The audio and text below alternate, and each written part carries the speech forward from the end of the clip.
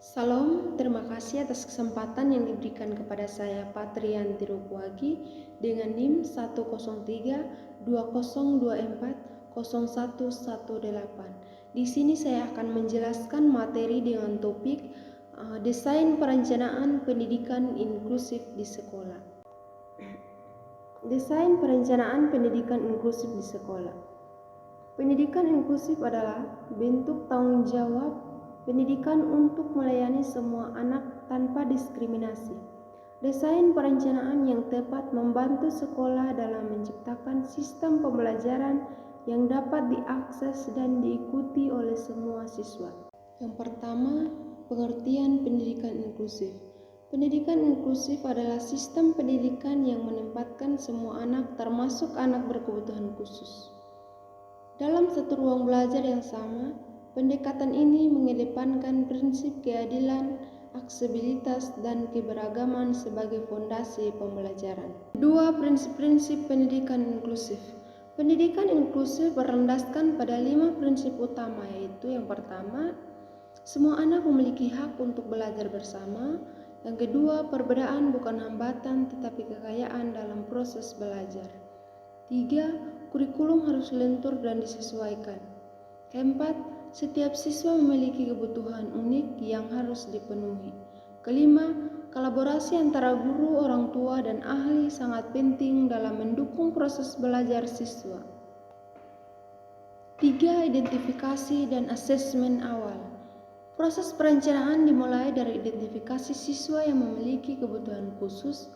Ini dilakukan melalui asesmen awal seperti observasi guru, wawancara orang tua, dan pemeriksaan medis atau psikologis. Tujuannya adalah memahami kekuatan dan tantangan siswa secara menyeluruh. 4. Program-program pembelajaran individual atau PPI. PPI adalah rencana belajar khusus yang disusun untuk peserta didik yang berkebutuhan khusus. Rencana ini menetapkan tujuan pembelajaran, strategi pengajaran, dan bentuk evaluasi yang disesuaikan dengan kebutuhan anak. Penyusunan PPI melibatkan kolaborasi guru, orang tua, dan tenaga ahli, seperti psikolog atau terapis. 5. Adaptasi kurikulum. Kurikulum perlu disesuaikan agar bisa diakses oleh semua siswa. Yang pertama, konten, menyederhanakan atau memodifikasi materi pelajaran. 2. Proses, mengubah cara mengajar agar lebih menarik dan mudah dipahami. 3. Produk, menyesuaikan cara siswa menunjukkan hasil belajar seperti melalui gambar atau proyek praktis. 6. Strategi pembelajaran. Strategi inklusif menekankan pembelajaran yang aktif dan partisipatif. Guru dapat menggunakan pembelajaran kooperatif, metode diferensiasi, dan media belajar yang mendukung alat bantu teknologi seperti audiobooks, papan komunikasi, dan aplikasi edukatif juga sangat membantu. 7. Pelatihan dan dukungan guru. Guru adalah kunci dalam pendidikan inklusif, maka guru perlu mendapatkan pelatihan berkala mengenai penanganan siswa berkebutuhan khusus, adaptasi pembelajaran, serta teknik komunikasi inklusif. Kehadiran guru pendamping juga dapat memperkuat pelaksanaan pendidikan inklusif. 8. Fasilitas dan aksesibilitas. Lingkungan fisik sekolah harus ramah untuk semua siswa, misalnya adanya rak untuk penggunaan kursi roda, papan tulis yang bisa diakses dari kursi, pencahayaan dan suara yang cukup, serta toilet khusus. Semua ini memastikan siswa dapat belajar dengan nyaman dan aman.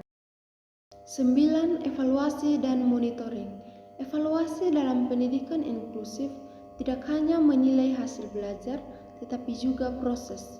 Guru perlu mengevaluasi efektivitas metode yang digunakan, perkembangan kemampuan siswa, serta melakukan refleksi untuk perbaikan strategi di masa depan. 10. Tantangan dan solusi. Implementasi pendidikan inklusif tidak pernah lepas dari tantangan. Yang pertama itu guru belum siap, solusinya pelatihan dan pembinaan. 2. Fasilitas minim. itu bekerja sama dengan komunitas atau pemerintah. Ketiga itu diskriminasi, edukasi seluruh warga, sekolah tentang nilai inklusi. Keempat, kebijakan kurang kuat, advokasi untuk peraturan dan anggaran inklusif. 11 studi kasus, contoh praktik baik. Yang pertama, sekolah menyediakan ruang kelas inklusif dengan alat bantu seperti Braille dan Sing Language Interpreter.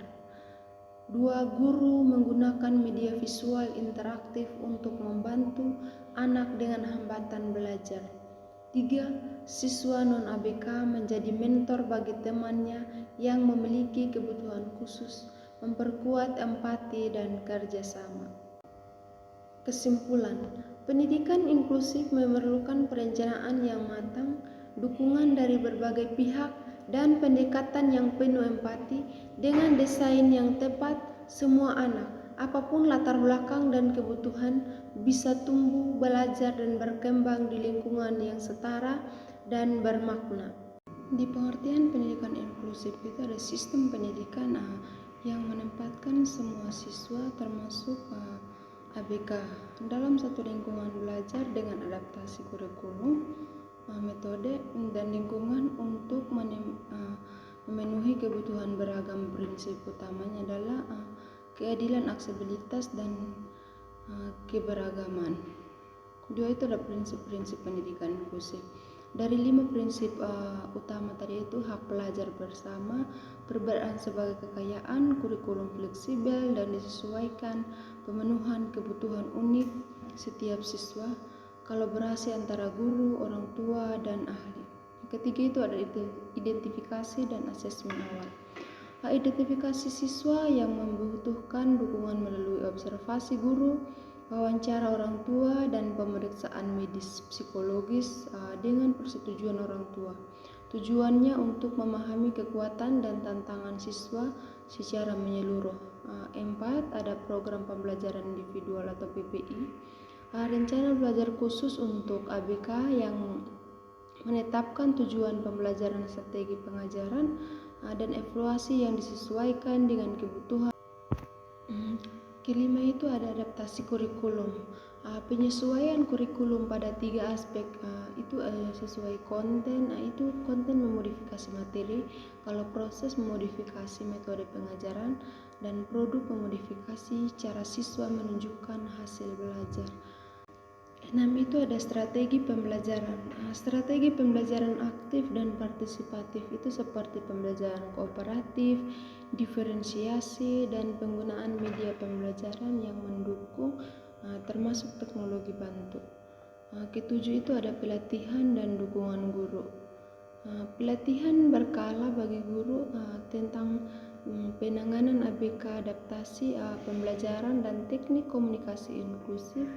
Dukungan guru, pendamping sangat penting. 8 itu ada fasilitas dan aksesibilitas. Lingkungan sekolah yang ramah dan aksesibel bagi semua siswa, termasuk fasilitas fisik seperti rak, papan tulis, dan mudah diakses.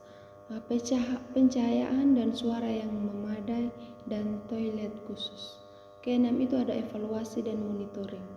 Evaluasi yang berkelanjutan untuk menilai efektivitas metode, perkembangan siswa, dan melakukan refleksi untuk perbaikan strategi. Evaluasi mencakup proses dan hasil belajar. 10 itu ada tantangan dan solusi. Mengidentifikasi tantangan guru belum siap, fasilitas minim, diskriminasi kebijakan lemah, dan solusi pelatihan kerjasama dengan komunitas atau pemerintah, edukasi, advokasi.